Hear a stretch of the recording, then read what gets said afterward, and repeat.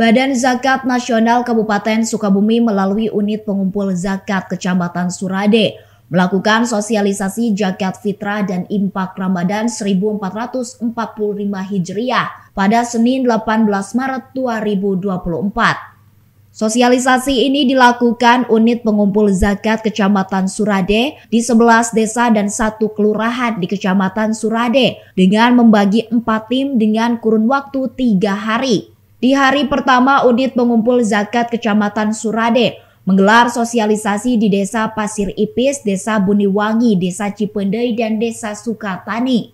Untuk di hari kedua, unit pengumpul zakat Kecamatan Surade bersama pemerintah Kecamatan Surade akan melakukan sosialisasi di Kelurahan Surade, Desa Jagamukti, Desa Gunung Sungging, dan Desa Kedaleman. Dan pada hari terakhir dilaksanakan di Desa Citanglar, Desa Kadaleman, Desa Wanasari, dan Desa Sirnasari.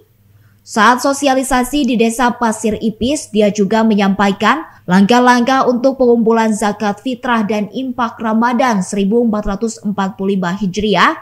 Ada ketentuan yang disampaikan terkait pemungutan zakat fitrah dan infak Ramadan 1445 Hijriah tingkat unit pengumpul zakat masjid.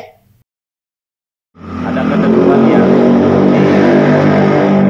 disampaikan tentang bagaimana pengumpulan zakat fitrah di tingkat UPJ masjid.